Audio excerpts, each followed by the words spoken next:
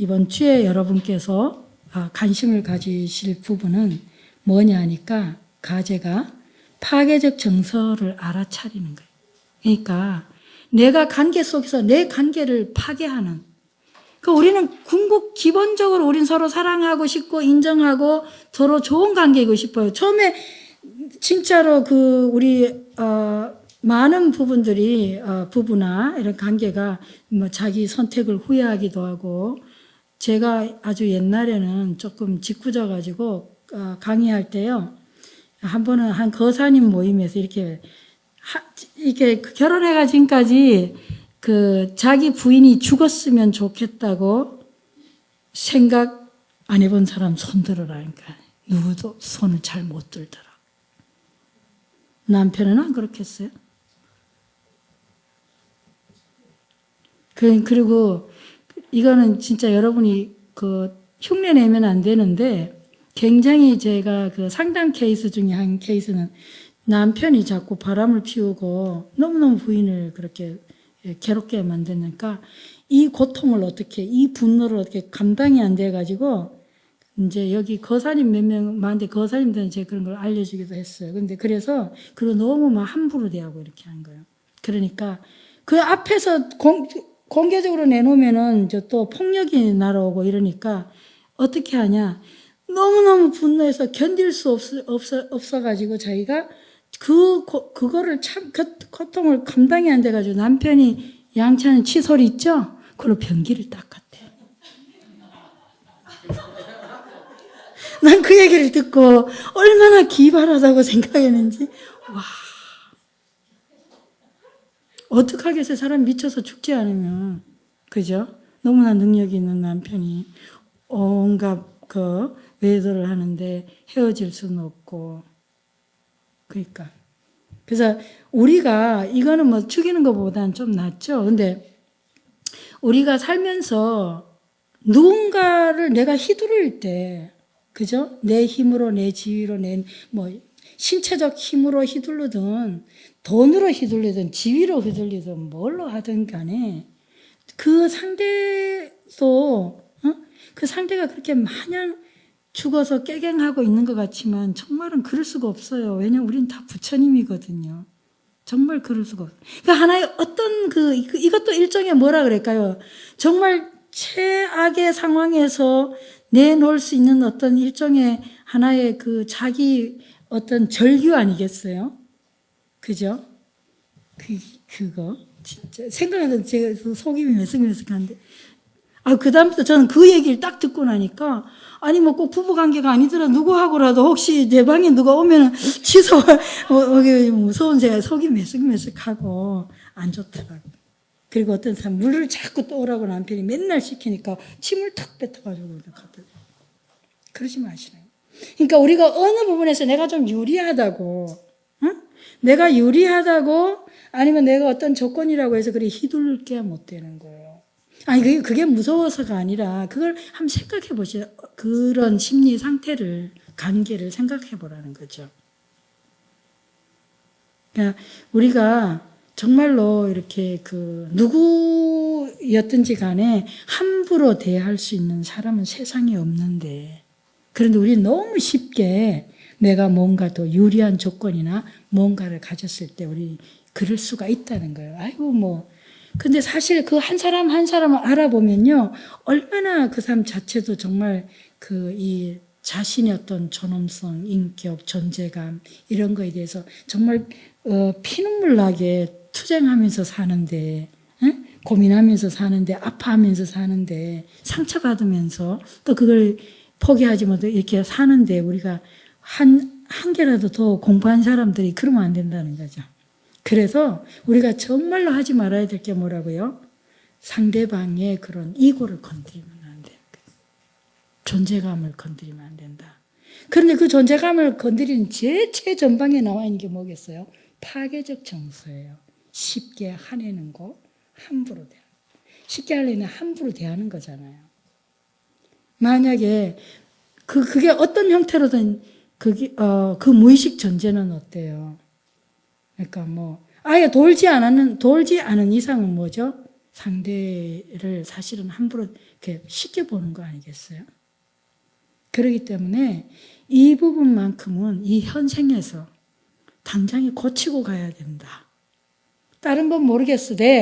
내가 함부로 나보다 약하다고, 내가 더 윗사람이라고, 아니면 내가 더 유리하다고 상대에게 그렇게 감정적으로 그렇게 함부로 하는 건 아니다.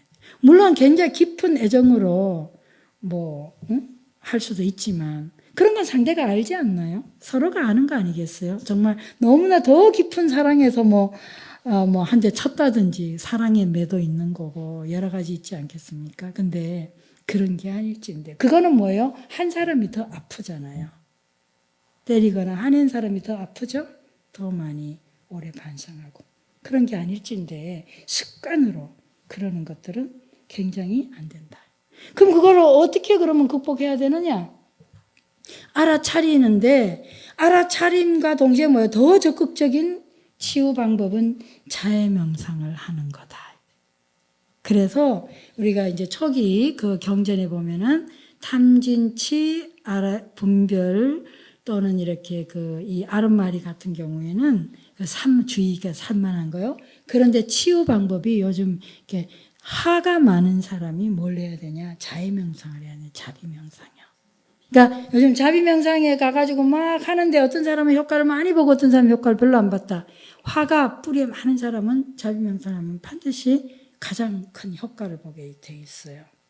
그러니까 저는 이제 제가 그 초기에 이런 걸 잘 몰랐을 때 원래 여러분 들어보셨죠? 948년 유식 3년 그죠? 아유 이거 유식을 이렇게 12강 아직 이제 지금 5강째지만 별로 지금 유식 강의를 듣는 것 같지 않다 이렇게 생각하시더라도 그렇게 생각 하시면 도리 없지만 생각을 바꿔 보도록 해보세요. 원래는 948년에 유식 3년이에요. 그 9사를 8년 공부하셨어요? 유식 3년? 그래야 이해될 만큼 이게 어렵다고 하는 거거든요. 유식이 유식 삼성이 전부는 아니지만 적어도 대표를 하죠. 그런데 그런 거에서 그렇게 하는 공부인데 이렇게 12주 이렇게 해가지고 그냥 중요한 핵심 몇 가지만 갖고 가도 여기 메인 메시지는 굉장히 많이 커버하는 거거든요. 그래서 제가 지금 이 말씀 드리는 거를 유식 공부하고 무관하다고 생각하시면 안 돼요. 키포인트입니다. 공부를 시작할 때 출발이 내 파괴적인 정서를 자각하는 거, 알아차리는 게 수행에서 1번이라는 거예요. 그리고 그것을 자각했으면 더 좋은 적극적인 치유 방법, 예방 방법이 뭐냐니까 자비 명상을 하는 거다. 우리 한번 보세요. 되게 상담하다 보면 이렇게 부부 관계에서 굉장히 섭섭해하거나 이런 게 뭐죠? 자기 마음은 안 그런데 뭐예요? 그러니까 습관이 화가 많은 사람이 어때요? 화가 많은 사람이 사랑을 하면 어때요? 사랑받는 사람이 어때요? 불편하죠. 불안하죠. 무서워요. 무섭기가 아니라 불안해요. 왜? 화가 많은 사람이 사랑을 하게 되면요. 사랑의 의도는 굉장히 좋은데 그 자기 의도한 대로 사랑이 전달되거나 이 반응이 안 되면 화를 내거든요. 그러니까 이거는 사랑받는 사람 입장에서는요. 정말 이들이 저러지도 못하는 거야. 왜냐하면은 화를 내는 거 받는 것 자체는 너무 싫죠. 화가 나죠. 싫은데 또 그 사람 자체를 보면 어때요? 의도는 그게 아니거든. 사랑에서 나온 거거든. 이런 이율배반적이고 모순적이고 이렇게 정말 불공평한 관계 어디 있겠어요. 그러니 정말 인정이 있거나 정말 이렇게 하게 되면은 굉장히 이 갈등적이고 힘겨운 관계가 되는 거예요. 그래서 심한 사람 때려놓고 또 다음날 사과하고 빌고 울고 또 이런 식이 되거나 폭력적이 되거나. 그런데도 받는 사람도 뭐예요? 그게 너무 진심이니까 또 이러지도 못하고 저러지. 옛날에 그런 게 많은데 요즘 모르겠어요. 그러니까 그게 왜 그러냐니까 화가 많은 거예요. 그러니까 화가 많은 사람이 그런 사람이 사랑을 받으면 불안한 거야. 오히려 사랑 안 하는 게 낫겠어요. 그러니까 화가 많은 그중에 내라면 시작을 어떻게 해야 되냐니까 이런 사람 굉장히 자기중심적이거든요. 굉장히 기본 베이스는 뭐냐면 굉장히 자기중심적입니다. 자기중심적으로 생각하고 자기중심적으로 이해하거든요. 그래서 자해 명상을 한다는 건 뭐예요? 내가 정말로 사랑하는 사람이 행복하기를. 그러니까 내 아내가 있으면 내 아내가 행복하기를, 내 아내가 편안하기를. 그리고 뭐야, 내 아이가 아무개가 행복하기를, 편안하기를, 그가 잘 되기를. 이런 문구를 하는 거예요. 응? 축원하는 거지. 더 쉽게 얘기하면 우리 스님들 축원하잖아요. 기도할 때. 그러듯이 내가 뭐죠? 축원해 주는 거예요. 기도해 주는 거죠. 그 축원하는 그 과정이 통해 가지고 그런 문구를 하게 되면 어떻게 돼요? 말로 하게 되면 뭐요? 그 순간에는 관심이 오죠. 내 중심에서 어떻게 돼? 타자 중심으로 가는 겁니다. 굉장히 효과가 있는 거예요.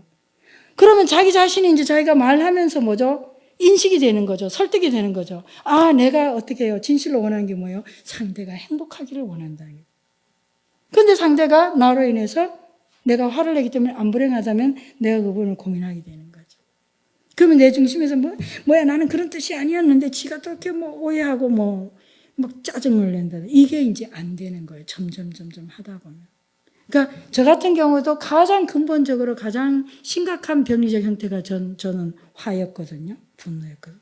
근데 유식 5위 논문 쓰고 이거 하면서 정말로 뿌리가 뽑혔어요. 반드시 하다 보면은 어느 순간에 좌절적 상황도 오지만 그럼 어떻게 돼요? 내가 그냥 이런 자해 명상을 하지 않고 그냥 내가 화 안 내려고 무작정 안 내려고 하면 어떻게 해요? 나중에 참다가 보면 뭐요? 더 화가 나서 니 때문에 화가 나고 니가 나 화 돋궜다고 그러잖아요. 부부싸움 하다 보면 그래가지고 네가 내 화를 더 돋궜다고 하면서 더 공격적이 되기도 하고 더 미워하기도 되고 더 폭력적이 되거든요. 그렇기 때문에 반드시 이거의 뿌리를 믿고 뭐라 해야 된다고요? 자해 명상을 해요. 자비 명상을 해야 돼요. 언어로, 말로 그렇게 하면서 이렇게 하루에 그렇게 하다 보면 놀라운 기적이 일어나요. 제 경험자예요.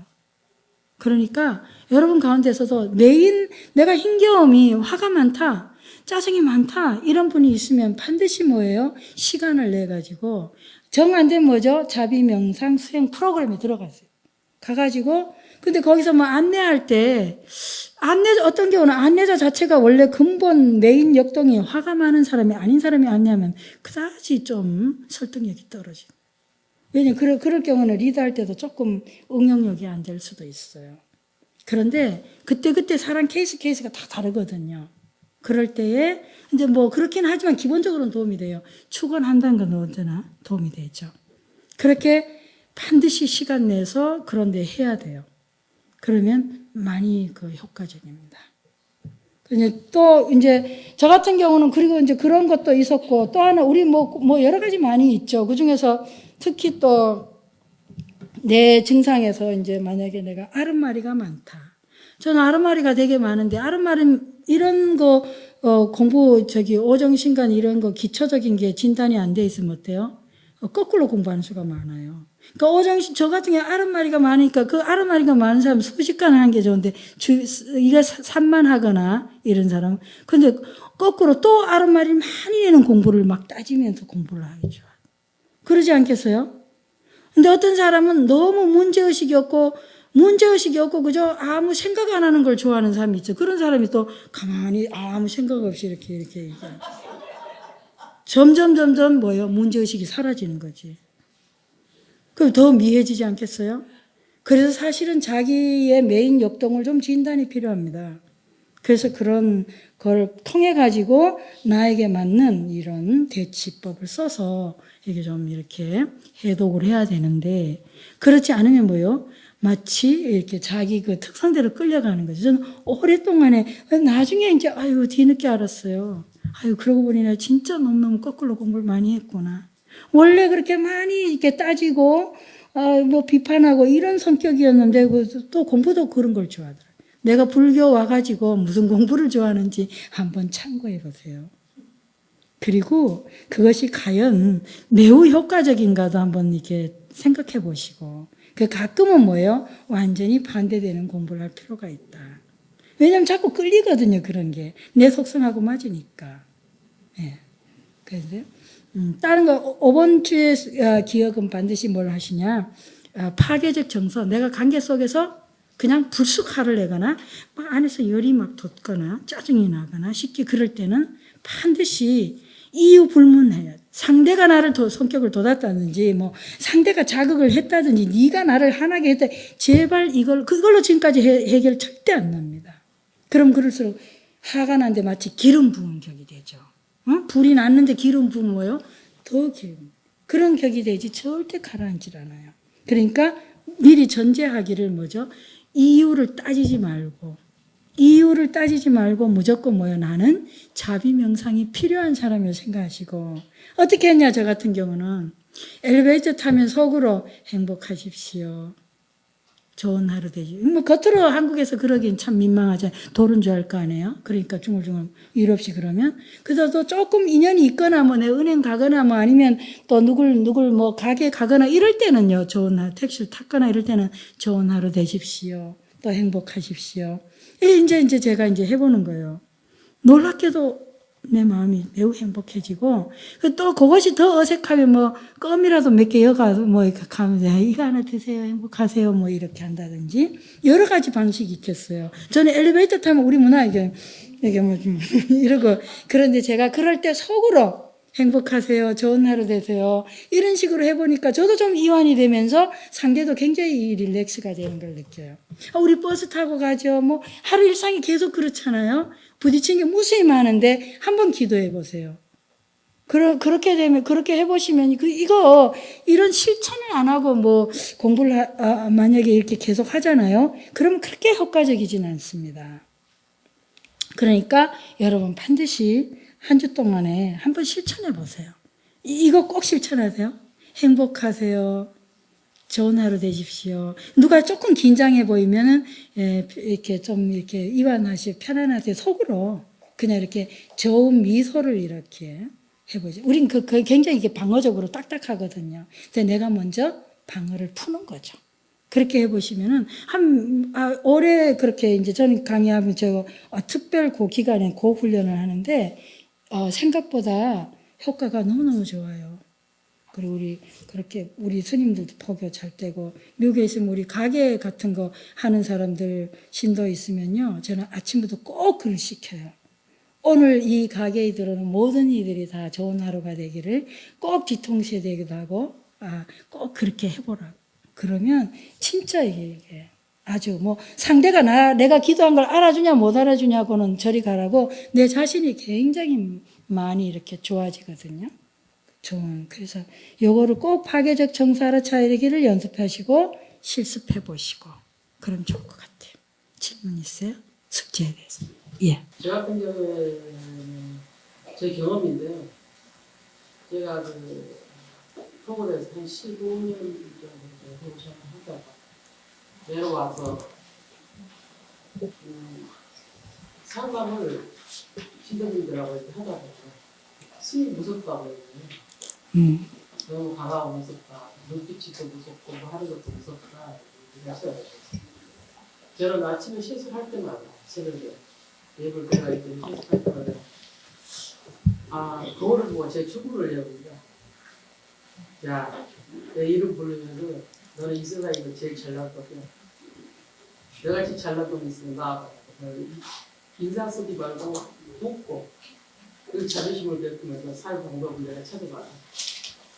너는 그거 더불어 살면은 좋은 일이 생길 것이며 너는 언젠가 네 자신한테 자신감 가지고 살면 항상 나한테는 좋은 일이 생기고 즐거운 일들만 생길 것이다. 이 수행을 하면서 한 20년 가까이 했습니다. 그런데 지금은 모든 일들이 다 괜찮고 제 자신감도 늘 요즘도 힘들었고 내 잘했지, 멋있지 이런 얘기가 자꾸 많이 입에서 나오게 되는데 그렇다고 내가 어떤 자만을 가지거나 어떤 이렇게 크게 그런 일을 하는 것은 아니에요. 그래서 내가 우리 친구들한테도 우리가 하는 얘기가 늘 마음으로 베풀고 늘 자신을 자신감을 가지고 살 수 있기를 찾아보라는 얘기를 제가 많이 이렇게 자신감 있게 할 수 있는 얘기가 되는데 오늘 스님께서 얘기를 하시는 그 마음술 중에서 제가 상당히 공감되기 때문에 이런 것들이 미식을 봐서 그런 얘기를 위해서 이렇게 이렇게 있었던 것이었는가. 저는 여기 음식에 대해서 뭐 아무것도 잘 모르고요. 감각이 뭐인지 뭐 이런 거 있지 잘 모릅니다. 원래 처음 공부하는 거예요. 그래서 그런 어떤 것들을 느끼면서 오늘 아침 오늘 저녁 공부를 아주 굉장히 유익하고 제가 또 생각할까 또 많은 것들이 되는 것 같은 생각이 듭니다. 네. 지금 스님 그 피드백에서요. 제가 하나 일어나는 생각은 이제 우리가 이렇게 딱딱하다든지 약간 그 무섭다든지 저도 웃지 않고 있으면 사람들이 무섭다 하거든요. 근데 그런 경우는 이제 이렇게 사실은 되게 속은 여리고 약하고 일종의 방어거든요. 그 약한 자기를 이렇게 방어하는 습관에서 일어난 거예요. 많이 공격받았거나 비판받았거나 그래서 이렇게 미리 안에서 이렇게 생겨난 껍질입니다. 자, 그런 경우에 지금 스님이 스스로 본인을 치유하는 방식으로 너 잘났다 이런 식으로 했잖아요. 그러니까 남한테 내가 인정받거나 남한테 칭찬받으려고 하지 말고 사실은 자기가 그런 자기를 이렇게 감싸주고 그런 자기를 이렇게 보다듬어 주면서 이렇게 부드럽게 인정하고 받아주면 그렇게 하면서 이렇게 우린 사실 서로가 서로에게 인정받고 서로가 그렇게 하려다 보니까 어떻게 경쟁하고 질투하고 그렇게 되는데 그러니까 나 안에 그런 요소가 있으면 제일 먼저 내가 나를 받아주는 거예요. 내 그림자죠. 그 내 그림자를 내가 수용하고 감싸주면서 그거를 이렇게 부드럽게 그렇게 해주고 근데 이제 거기에서 제가 이제 딱 느낀 거 한 개는 이제부터는 신도 앞에서는 나 잘났지. 이제 요거 조금 하지 마시고 이제 스님은 스님으로 충분하고 신도가 왔을 때는 이제 신도도 어떤 사람 사실은 스님이 한 것도 치유는 일어납니다. 그 신도도 왜냐하면은 내가 사랑에 누구나 애정 결핍이 좀 있거든요. 애정을 갈구하고요. 어린 시절에 너무나 충분히 받았다 이런 사람 별로 없어요. 그럴 때 내가 애정이 부족할 때 애정을 받아서 치유되는 경우는 그걸로 거의 힘듭니다. 왜냐하면요. 하나의 내가 애정을 갈구하는 것이 하나의 패턴이 되거든요. 그렇지 애정이 온다고 해가지고 그걸로 내가 치유되는 경우는 많지가 않아요. 그건 뭐냐. 진짜 치유는 반드시 뭐죠. 내가 애정을 어린 시절에 못 받았기 때문에 난 커서라도 받아야 치유가 된다고 우린 생각할 수가 있는데 그렇게 치유 안 돼요. 내가 어린 시절에 받았든 못 받았든 지금 내가 애정을 갈구하고 있다면 반드시 뭐죠? 애정을 내가 줘서 치유되는 거예요. 줘서 치유되거든요. 그런데 그렇긴 하지만 그 준다는 것이 나도 포함한다는 거지 내가. 내 자신에게도 내가 애정을 주고 다른 사람에게도 주고 그렇게 함으로써 치유가 일어나죠. 근데 내가 그냥 일방적으로 계속 받으려고 해서 치유는 일어나지 않습니다. 이거는 정말로 굉장히 제가 오랜 시간 동안에 관찰하고 임상하고 이렇게 체험하고 이렇게 관계 속에서 일어난 말이에요. 그래서 여러분도 만약 내가 정말 인정받고 싶고 내가 사랑받고 싶은 것이 강도가 좀 크다. 이럴 때는 출발을요. 받으려고 해서는 정말 채워지지도 않고 실제로 와도 안 됩니다. 그러나 대표적인 사람 누구예요? 바람둥이들. 내가 받고자 하기 위한 거에는 사랑을 내게 집중시키고 받고자 하는 데는 굉장히 뛰어나지만 막상 오면 어때요? 받은 경험이 없기 때문에 거기 식상해요. 금방 끝납니다. 처음에 한두 번만 좋아하지 그 다음 또 다른 대상을. 왜? 어떤 습이 있어요? 사랑을 갈구하고 요구하는 습관 패턴이 있는 거지 실제로 사랑을 주고받아서 했는 습관은 경험이 있질 않거든요. 안 됩니다. 그래서 치유가 안 돼. 계속 끊임없는 바. 그러다 나중에 이제 세월이 너무너무 많이 흘러서 지치고 뭐하고 어떻게 돼가지고 한계에 와서 이제 뭐 개가천선 내전 정신을 차릴지 몰라도 안 됩니다. 그래서 일찍이 가장 지름길로 치유하는 방식은 내가 그런 욕구가 있거나 그런 게 있을 때는 반드시 나를 포함해서 내가 나를 인정하고 수용하고 나를 사랑해주고 동시에 뭐죠? 상대방에게도 사랑하고 그러므로서 치유가 가능해요. 나와 상대를 같이 사랑하는데 때를 맞춰 가끔 자신에게도 선물하고 스님처럼 칭찬도 하고 그러면서 뭐예요? 상대에게도 그렇게 하다 보면은 놀라운 속도로 사실 어느 시점 가면 내가 굉장히 치유되고 성장하고 있구나 하는 걸 느끼실 수 있을 거예요. 마치겠습니다. 오늘은 여기서 마치겠습니다. 수고하셨습니다.